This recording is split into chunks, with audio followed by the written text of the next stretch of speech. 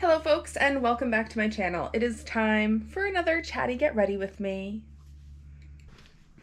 Today's is a subject that I am pretty excited about because I wanted to talk about getting comfortable offering genital piercings as a body piercer. As some of you may or may not know, I do a lot of different piercings, but one of the services that I would say I'm more well known for, or that more clients travel and see me for, is my genital piercing work.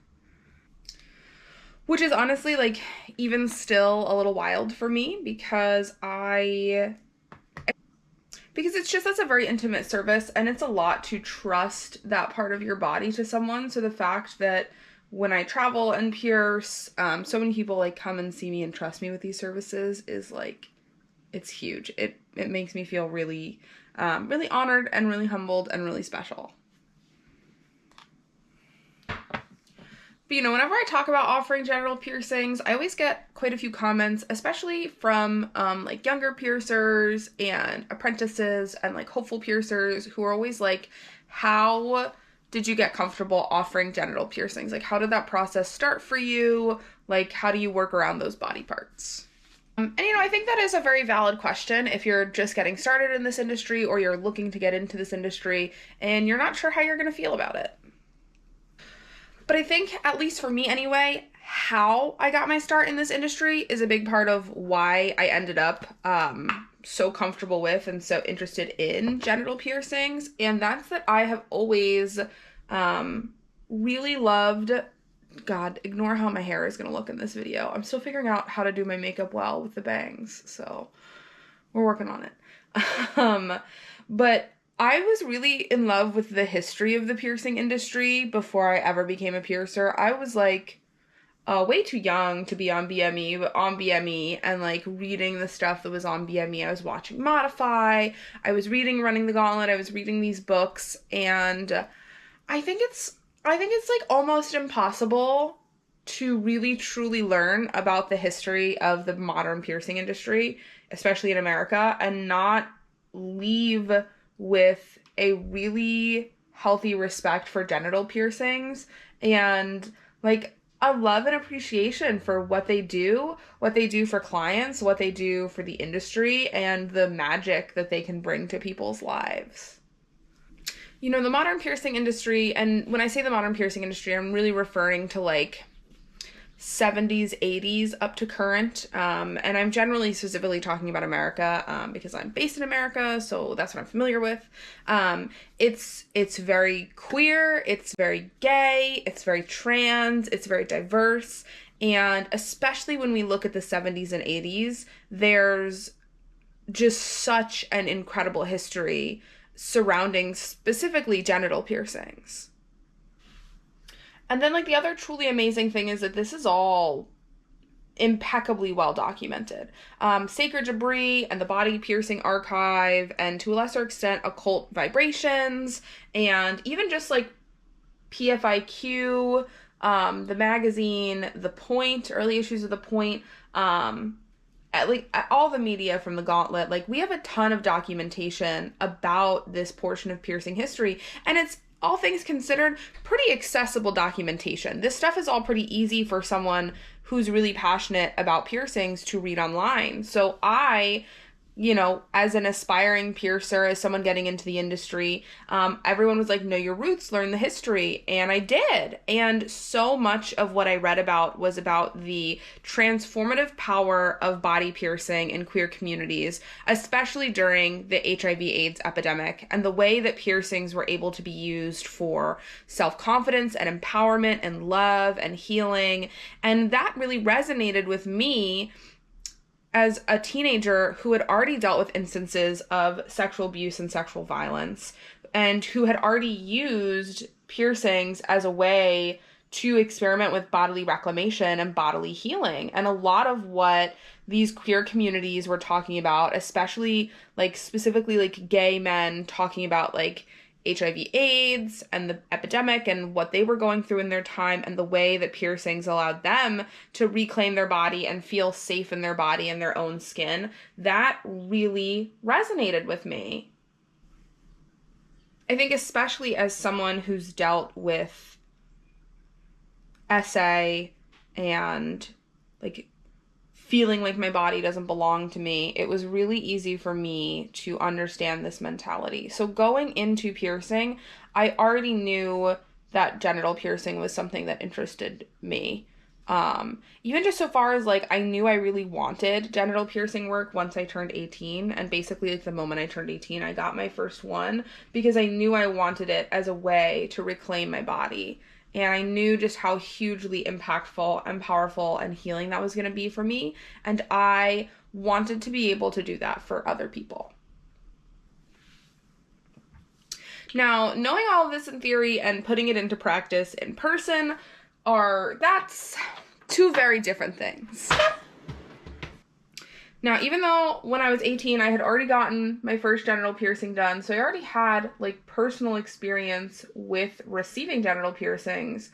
The first time I was in the room and I watched a genital piercing get done by the person who would become my mentor, and I watched a man just take off his pants and climb up on that table on all fours because we were doing a guiche piercing, I will not lie, I was stressed. I knew in my heart that I wanted to do these piercings, that they were really important to me, that I understood like the importance they had to the clients who got them, but being faced with the reality of like having to handle someone else's genitalia and pierce them for the very first time, like that's definitely a little overwhelming, like I cannot lie. But because I knew I really wanted to offer genital piercings, because I knew this was something that was important to me, I had sought out a mentor who offered a lot of genital piercings. Because, you know, if there's something you want to do as a piercer or as a tattoo artist or as like a hairstylist, seek out a teacher who does what you want to do so you can learn how to do that. So my mentor did a large amount of genital piercings, and you become desensitized to that very quickly. We were doing like 1 or 2 a week, and within 2 or 3 weeks of working there, I had already seen like a dozen penises and a dozen vulvas. And you know, you're working in a studio, it's a professional environment, like it's the first time is definitely a little overwhelming for any new person to doing it, but real quickly, like it just becomes a part of the job. It's all just like another square inch of skin, whether it's on an earlobe, whether it's on a penis, whether it's on a nipple, whether it's on a belly button, whether it's on a vulva. It's all just skin. And as a professional, you fall into that professional mentality very, very easily. And, you know, because I knew I wanted to do genital piercings and I'd sought out a mentor who did a lot of genital piercings, I got to observe a lot and experience a lot. And honestly, working with the clients, it very quickly just becomes some of the most rewarding stuff that we do, you know?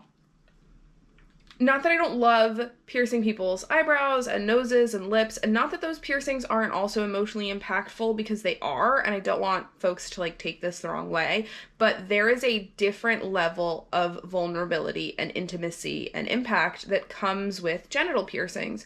You're exposing a part of yourself that is like vulnerable and that is inherently intimate. For a lot of clients getting this, it has a deep relation to past traumas, past sexual violence, past emotional and relationship violence, issues with their bodies, traumatic pregnancies and births, issues in past relationships and marriages. For queer clients, it can be intimately tied to their sexuality or their gender identity. And again, not to say that other piercings can't also be all of these same things, but genital piercings tend to have just kind of like an innate level of intimacy that, you know, an eyebrow piercing or a nose ring just doesn't have as a default.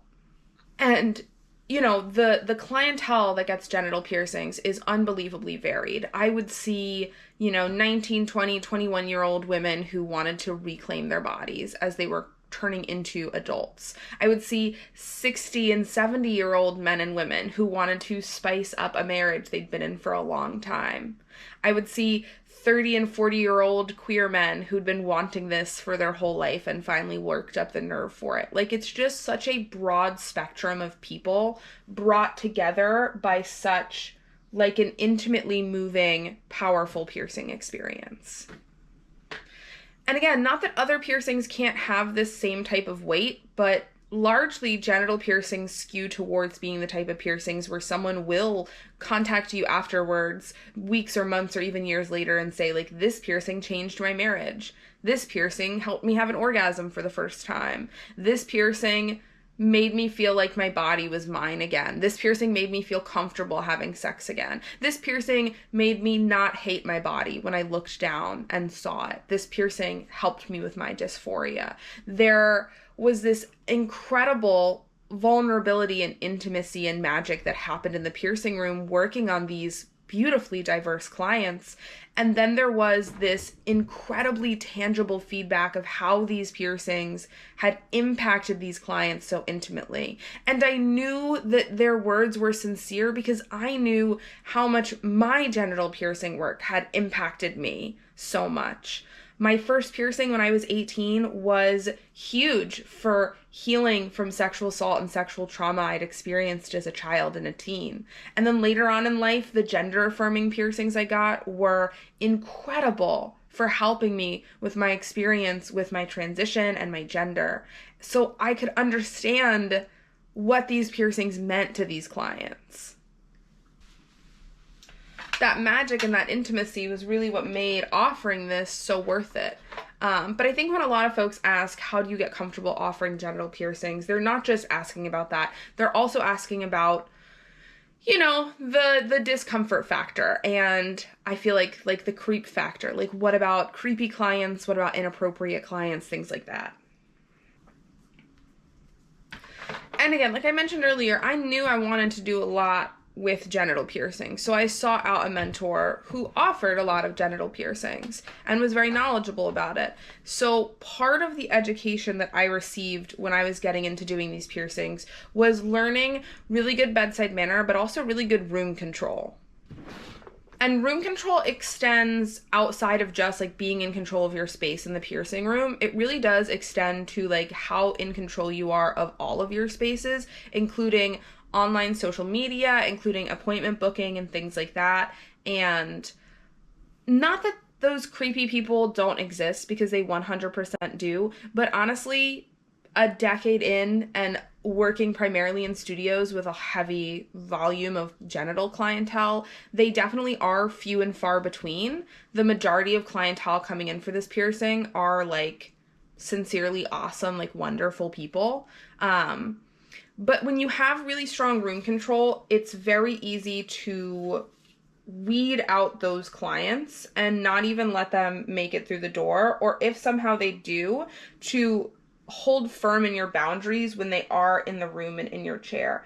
And that was something I got to watch and learn about in my apprenticeship. So I wasn't just taught, oh, like, here's how you do the piercing, here's what the anatomy is, here's the jewelry you use. Like, I watched my mentor, you know, field emails from clients who were scheduling in and explain to me like, hey, there's some red flags in the way that this client has worded this email and is approaching things. So we're gonna remind this client like, hey, you need to keep things professional, like there's a boundary here. I watched my mentor do consults and have like a single strike rule. A client was like inappropriate or crossed a boundary, and he was like, you are either going to respect me and respect my staff and respect what we're doing, or I'm not going to pierce you.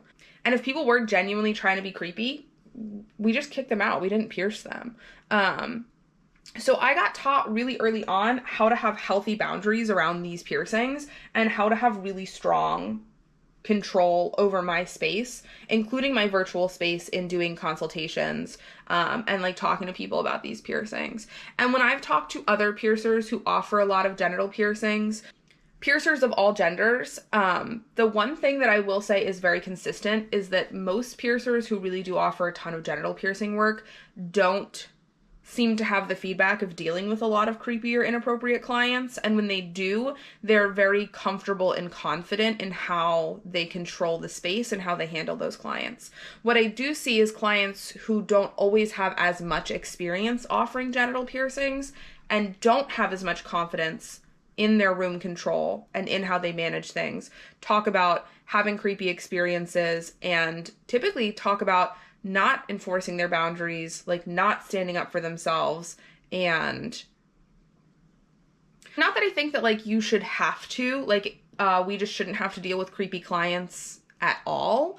But if you are going to offer work like this, it is really important to know how to enforce your boundaries and how to set a tone in the room and control your space. And when you don't learn that as part of your training, or when you don't know how to do that, that is, I think, when those people who are trying to be creepy can end up taking advantage of you. And it's not right, and they shouldn't be able to. But a part of being a piercer who offers a lot of genital piercings and being really comfortable with doing that is being really comfortable and confident in my control over my space, and just knowing that there is no client who could take that away from me, and that clients come in and occupy my space by my rules.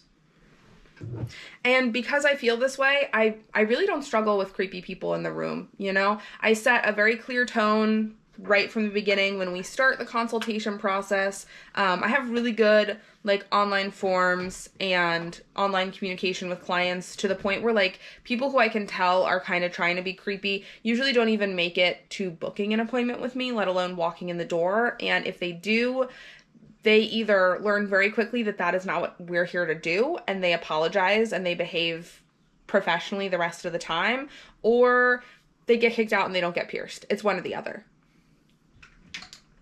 But again, as someone who does a higher volume of this piercing work, those clients like really and truly are pretty few and far between. Like maybe for every 50 or 60 amazing, like genuine, sweet clients that I work with, I get one client who's like a little creepy. Not even like full-on creeper, just like a little creepy. We nip it in the bud early on and it's fine. I do really think a big part of offering genital piercings well and offering genital piercings safely is having that confidence and that room control and how we present ourselves and interact with our clients. And I do think that that's something that's not discussed often enough. When I see conversations about genital piercings online, it's almost always like technical conversations. Do the piercing? What jewelry do you use? And I don't see as much interaction as I think I would like to amongst piercers about things like room control and client presentation and boundaries. And I think that those things are important conversations to be had, and important things to be taught, especially from like mentor to apprentice, or if someone's shadowing, because it is a key element of learning how to do these piercings and learning how to be comfortable with them. But if you are a piercer in the industry or an apprentice, or you're interested in getting in the industry and you're thinking about offering genital piercings, I cannot strongly suggest enough to make that one of your goals. These are such empowering, magical, amazing piercings. And I can say from the bottom of my heart that there are few experiences in your career that will be as impactful for both you and the client and just have as much magic as getting to do genital piercings. And if it's something you're interested in, I would definitely start by learning the history and reading about the history of the industry and how deeply intertwined it is with queer communities and BIPOC communities, and just the really rich history that surrounds piercing and primarily surrounds genital piercing. Maybe it's just my own bias speaking, but I don't know how anyone could really learn the history in depth and not fall in love with genital piercing and everything that it does for us and for our clients.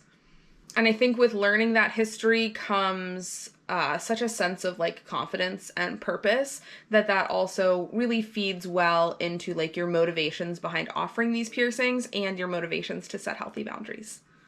But these are some of my favorite piercings to do, and I can talk about this all day long. So thanks for sitting down and hanging out and letting me chat about this. And yeah, if there's any questions or anything you'd like to see me talk about more on this topic, please let me know, because I really love this subject matter and I'd love to chat about it more with y'all. Anyway, I have some more filming to do today, so I'm gonna go hop and do that. And it was wonderful sitting down and chatting, and I'm sure we'll hang out and talk again soon. Bye.